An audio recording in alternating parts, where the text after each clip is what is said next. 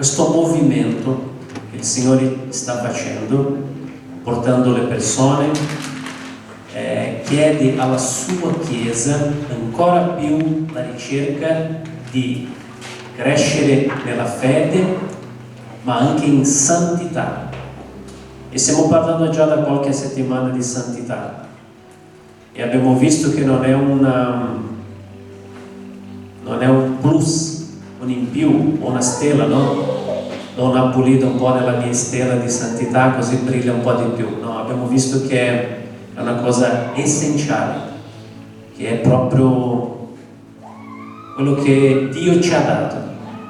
Con la sua salvezza Dio ci ha fatti popolo scelto, popolo eletto o popolo santo. Giusto? Io vorrei capire questa domenica insieme a voi un po' di più di questo argomento. Isaia, capitolo 6, dove il profeta Isaia ha una bellissima visione, ma una visione che se anche noi ce la facessimo questa visione, avessimo questa visione, sicuramente come lui ha avuto questa reazione sarebbe anche la nostra reazione. Ed è molto importante guardare questa reazione, perché posso calcolare fin quanto sono già arrivato vicino a Dio. È interessante. Se guardo questo brano, quanto sono arrivato vicino a Dio? Quanto sei arrivato già vicino a Dio? Ti sei mai fatto questa domanda? Diciamo che Dio è in quella parete lì. In tutta la mia vita, nella sua presenza, quanto vicino sono arrivato? Io mi faccio questa domanda e mi preoccupo di avvicinarmi sempre di più. So che è magari tu non l'hai ragionato così, o magari l'hai già fatta anche te. Se tu ancora non hai fatto questa domanda, fatela questa domanda oggi. Quanto mi sono avvicinato di Dio? A Dio. E qui c'è un'esperienza, un'esclamazione, una impostazione, una situazione, in automatico, una frase che scaturisce proprio quando lui si trova davanti a Dio, in un modo molto vicino. E quindi io prendo questo esempio e guardo la mia vita, perché è importante. Se io dichiaro, sì, io sono cristiano, io credo in Dio, tutta la parola mi insegna che io mi devo avvicinare a Dio, e io nella mia vita stessa non mi metto a controllare, a capire il quanto sono avvicinato a Dio. È importante. Dio chiama Isaia alla missione di profeta. Nell'anno in cui morì il re Ozia, ho visto il Signore. Stava seduto sul suo trono, molto in alto. E tu inizi ad avere la visione. Ok? Inizia ad avere la visione. Il suo mantello scendeva giù e riempiva il tempio. Inizia a entrare nella visione. Inizia per il potere dello Spirito Santo. Per lo Spirito Santo stesso che Dio ha messo dentro di te. Inizia ad accompagnare questa visione insieme a Isaia e a guardare e a vedere.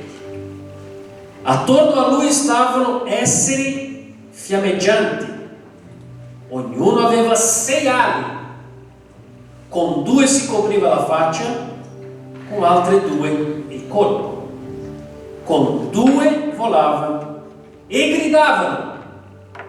Inizia a mentalizzare questa visione, questo quadro. Gridavano uno all'altro: Santo, santo, santo è il Signore dell'universo. Alleluia. Guarda la seconda dichiarazione. La sua presenza gloriosa riempie il mondo.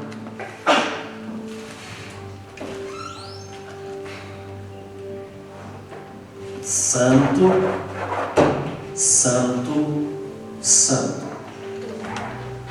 è il Signore dell'universo. La sua presenza gloriosa riempie il mondo. Ti rendi conto della dichiarazione? Ti rendi conto che la presenza di Dio è qui, io la stia sentendo oppure no? Perché non è emotiva, non è sensitiva, non dipende dalla mia fede, è presente sempre, sempre, perché così dice la parola. Una visione, il trono di Dio, le sue vesti che riempivano tutto il tempio e gli esseri viventi che dicevano e gridavano uno all'altro: santo, santo, santo è il Signore dell'universo. La sua presenza gloriosa, alleluia, riempie l'universo, il mondo. Alcune altre traduzioni dicono tutta la terra.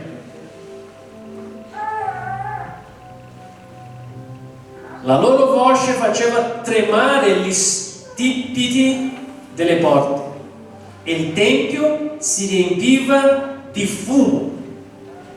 Dai, nel nome di Gesù, nella potenza dello Spirito Santo, iniziamo ad avere questa visione insieme al profeta Isaia. La parola di Dio è perfetta per insegnare, per arrivare fino alle, aiutatemi, medulle, com'è? La parola di Dio è perfetta per arrivare fino in fondo al mio corpo, al mio spirito, alla mia mente. Ok? Prendi questa visione per te. Abbi questa visione in questo momento. La loro voce faceva tremare. È finita la dichiarazione. Ecco dove volevo arrivare. La dichiarazione umana sua, la sua dichiarazione, e sicuramente sarà la tua e sicuramente sarà la mia,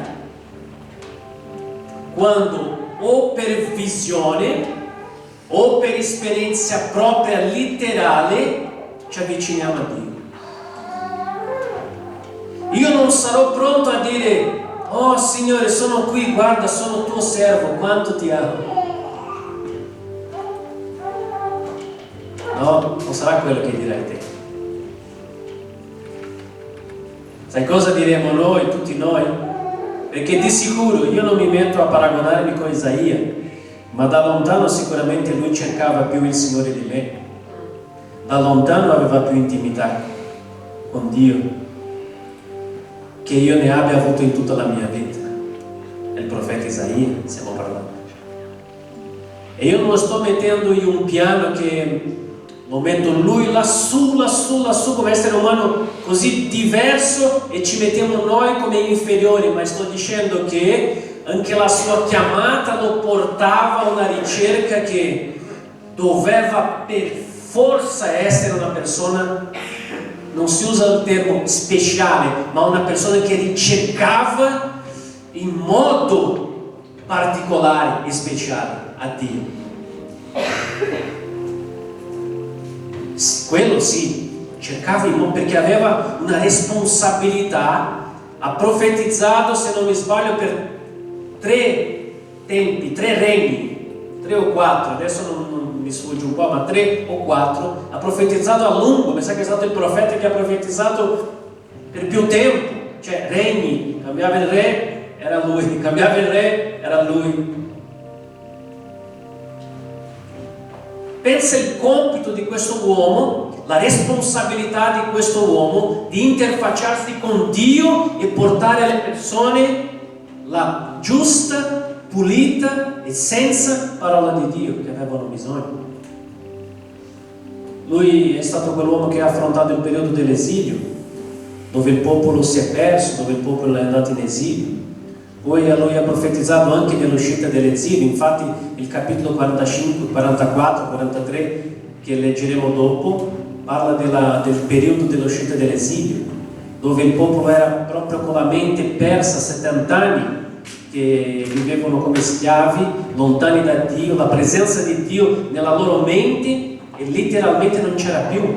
Quindi quest'uomo aveva il compito di ancora una volta profetizzare e dichiarare a queste persone: guarda, Dio esiste, Dio è buono, Dio allontana i nostri peccati, Dio ci perdona, Dio ci santifica, perché Lui vuole così. Stamattina ho trovato interessante che in parecchi testi che ha letto Ruth e ha parlato parecchie volte, e anche ha letto due, se non mi sbaglio, 2 o 3 brani che parlavano di com'è lontano l'Occidente, com'è lontano. Chi è che stava attento nelle parole? Vediamo chi stava attento.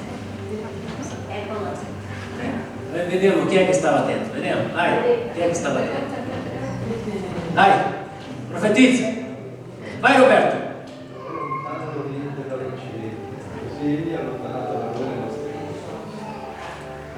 È lontano. Quindi io non divento santo per capacità, io divento santo per avvicinamento.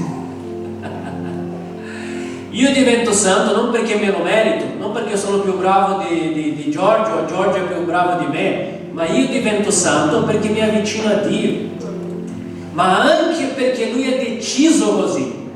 Io ti farò popolo mio e io ti farò santo. Io ti farò santo. Ma ti rendi conto della bontà e della fedeltà di Dio? Che siamo quello che siamo, che ognuno conosce se stesso. Mi fa ridere, mi fa ricordare adesso quello che vi ho già detto. Non vi preoccupate quando qualcuno parla male di te, perché solo te sai quanto sei peggio ancora.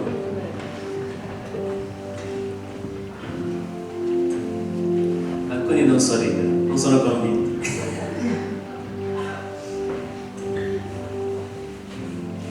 Per natura non siamo santi, per sforzi non saremo mai santi, per corsi teologici non sto dicendo che non li dobbiamo fare, ci dobbiamo impegnare in quella parte, è una parte molto importante la conoscenza, ma non è quello che ti fa diventare santo, perché ci sono dottori, e noi leggeremo anche una parola più avanti, che poi alla fine conoscono tanto, ma Dio non lo conoscono. Leggono tanto su di Lui, leggono tanto quello che gli uomini hanno scritto, anche quello che gli uomini hanno scritto, basati e ispirati da Dio, ma non si avvicinano a Dio. Ma sanno parlare tanto di Dio, ma non si avvicinano a Dio.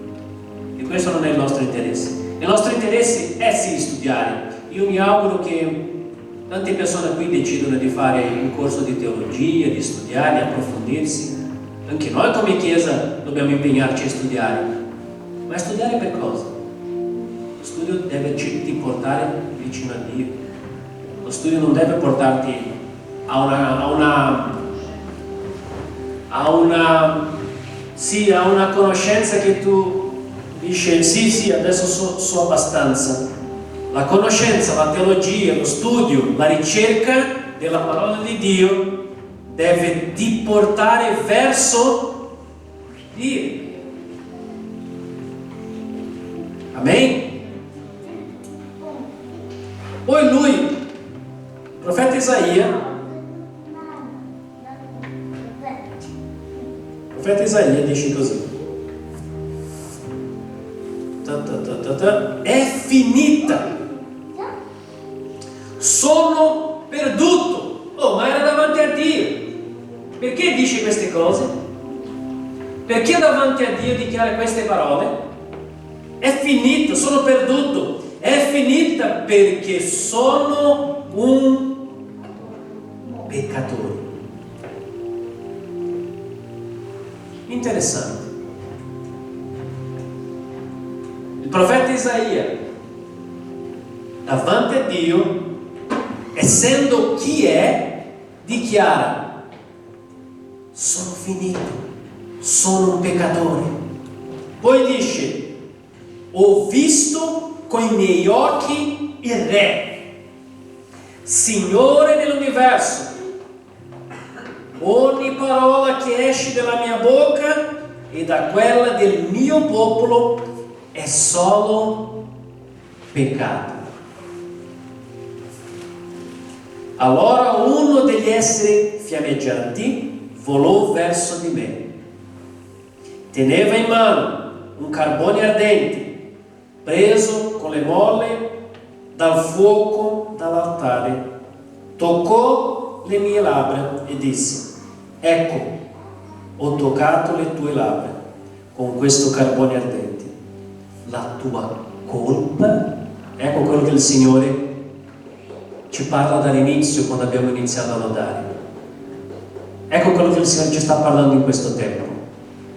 Fate attenzione, fratelli, le predicazioni, le parole che leggiamo, le parole che tu leggi a casa, le parole che Dio parla con te, le parole che tu leggi nella Bibbia non sono parole casuali. Il Signore non fa arrivare a te parole che non servono. Il Signore fa arrivare a te parole che servono a noi, a te in questo tempo. Abbiamo iniziato oggi questa riunione e le parole forti sono state dette, testimonianze, e il Signore dall'inizio di questa riunione, ma non soltanto, da quando il mondo è mondo, ci offre salvezza, la sua presenza, la possibilità di avvicinarsi a Lui e anche santità. È una promessa per tutti quanti. I tuoi peccati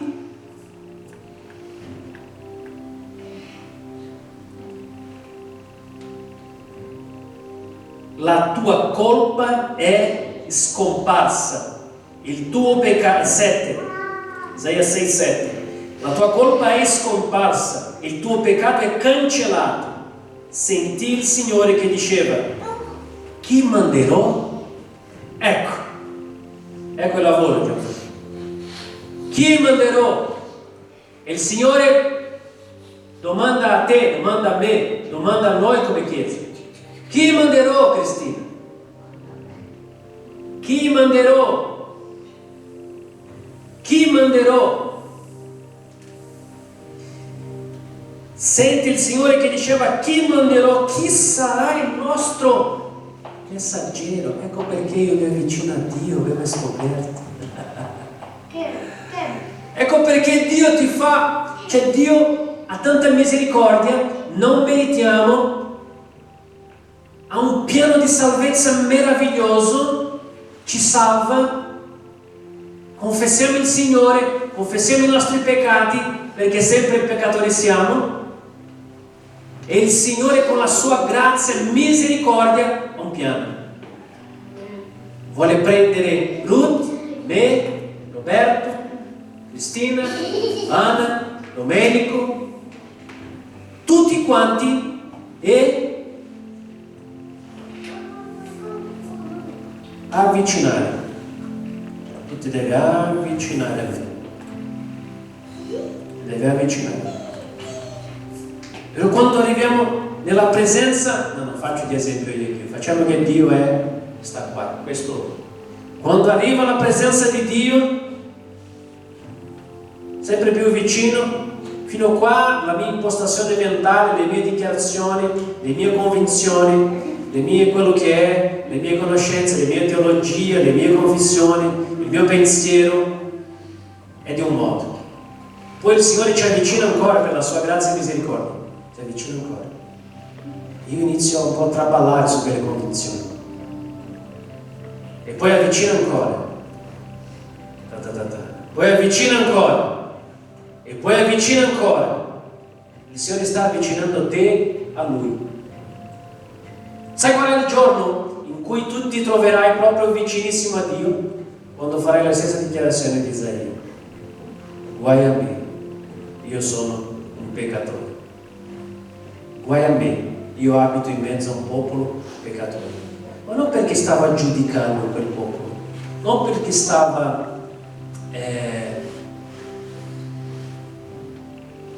considerando che i suoi fratelli erano solo peccatori, ma che peccavano.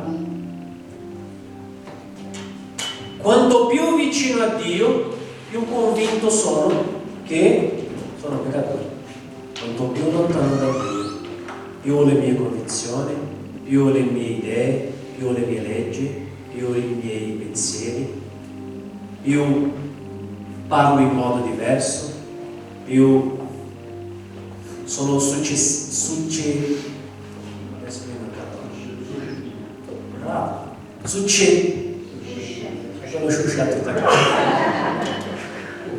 a peccare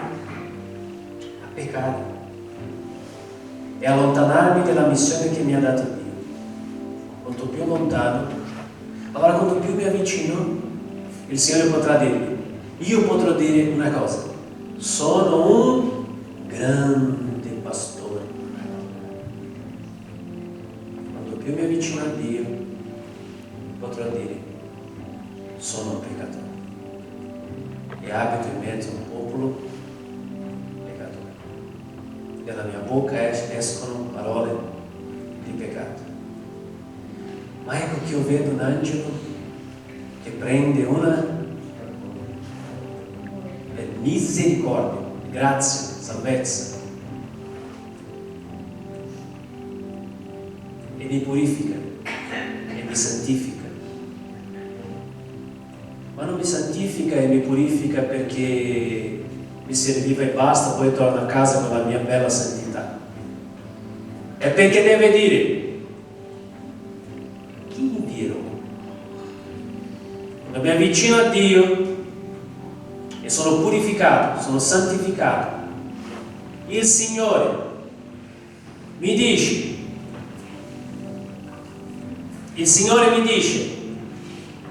a chi invierò? Sai, prima parlavamo dei miracoli, testimonianze bellissime, e ringraziamo il Signore. Noi nel mondo abbiamo visto già tante persone che si muovono nell'unzione dei miracoli, grandi predicatori, ma non soltanto il fatto di essere predicatori, perché ci sono anche grandi predicatori che non hanno unzione di Dio, non è quello il fatto. Ma quello che conta veramente, quello che conta nel mondo spirituale, quello che conta per Dio, quello che conta per chi vuole avvicinarsi a Dio, sono le movimentazioni, i risvegli, i miracoli. Vi ricordate domenica scorsa, l'altra domenica, quando abbiamo letto che Giovanni Battista ha chiesto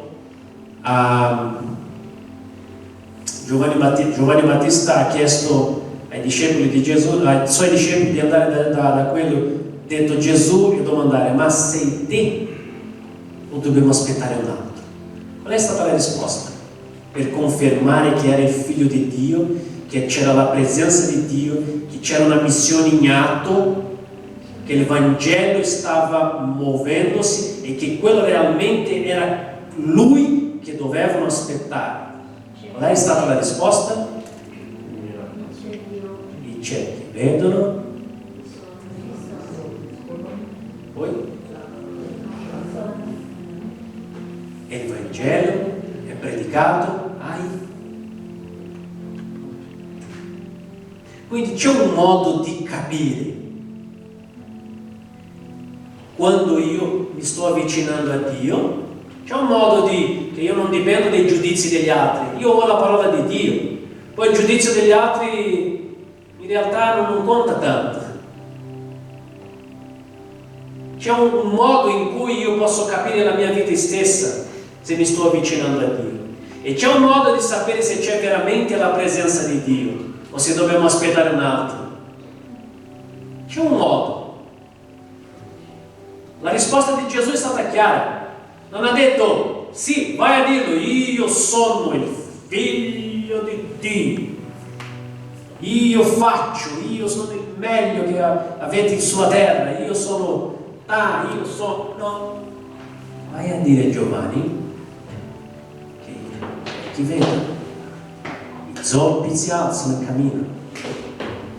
Vai a dire a lui che sta succedendo questo e questo. Questa è stata la risposta di Gesù. Interessante. Noi stiamo cercando di percorrere e di costruire una strada, un cammino verso a questo nostro Dio, come Chiesa. Da sempre, da quando nasce la Chiesa, sta sempre cercando di avvicinarsi a Dio. E in questo tempo, fratelli e sorelle, il Signore ci sta invitando.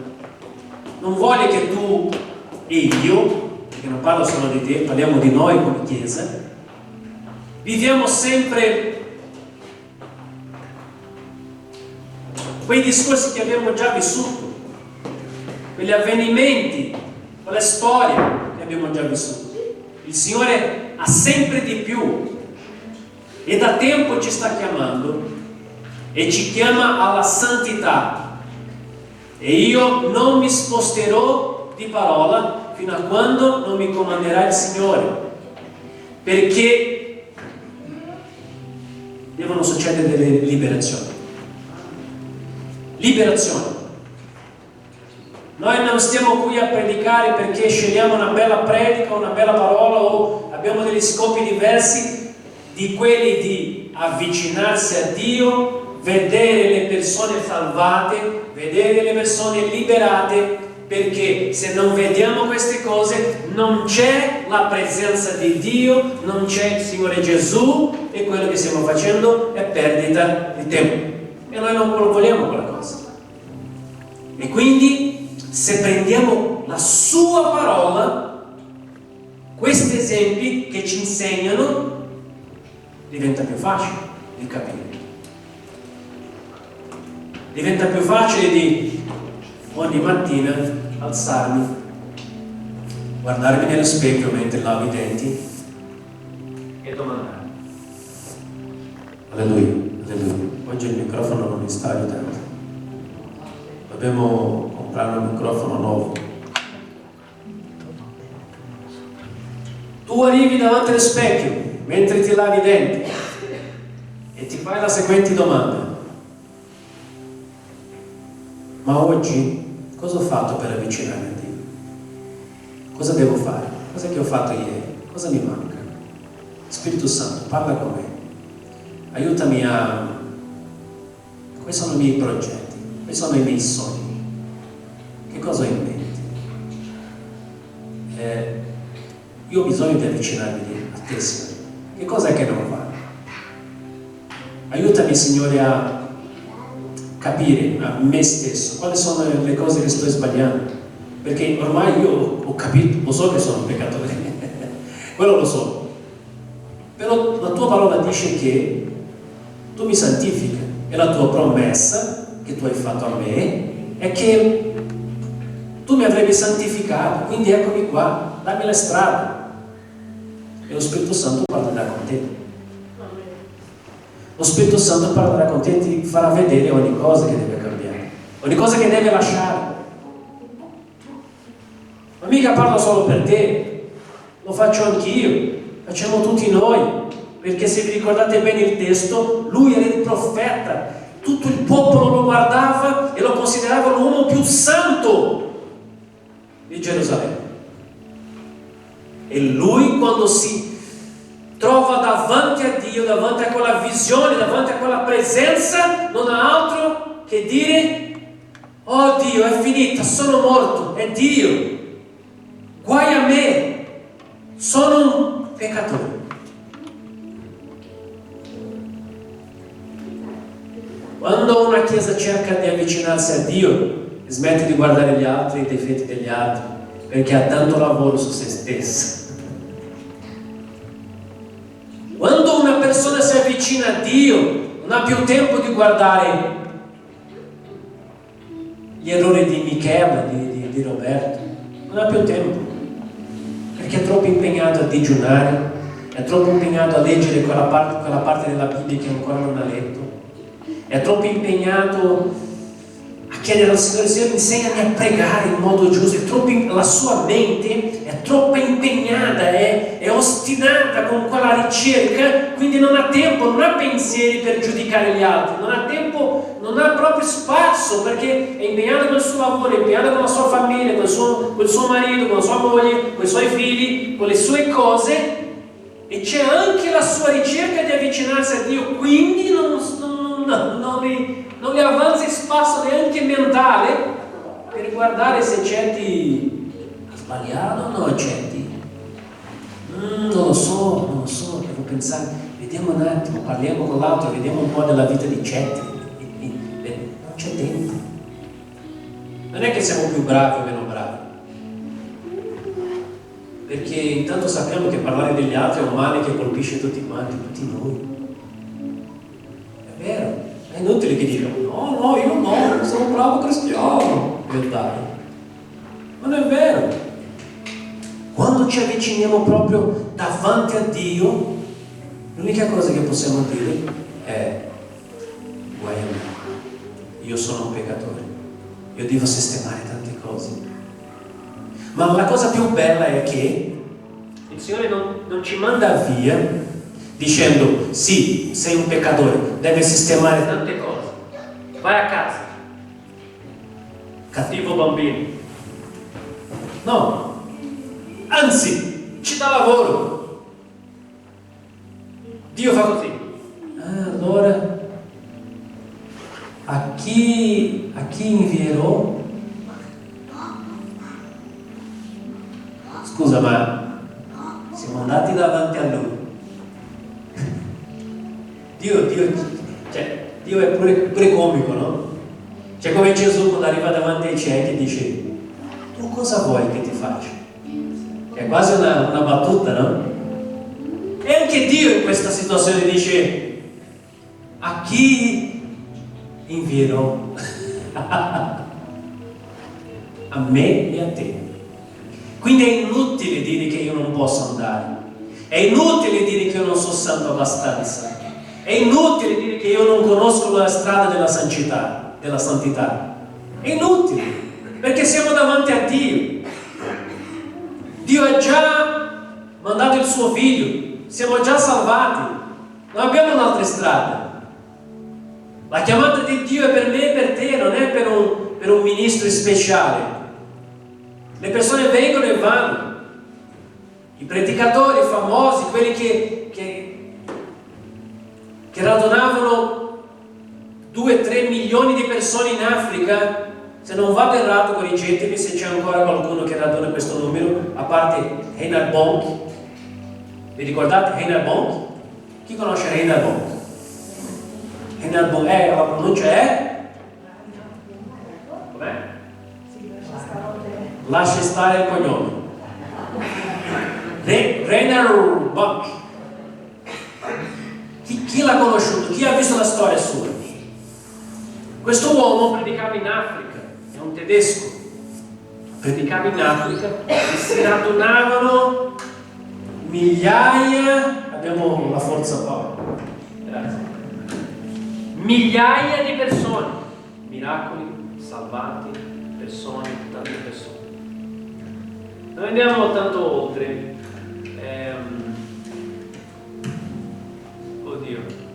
Quello ultimo qua dei nostri giorni, Billy Graham. Chi si ricorda di Billy Graham? Chi conosce Billy Graham? Ok? Sai che fisicamente anche una persona vecchia non può fare tanto altro. Cioè, sai che nel ministero ci sono anche, cioè tu vai, poi tu come uomo, come Isaia, come io, come te, abbiamo i nostri peccati, i nostri errori, e qui non sto facendo vedere gli errori di nessuno, ma sto usando un esempio, cioè che è normale, succede con qualsiasi persona.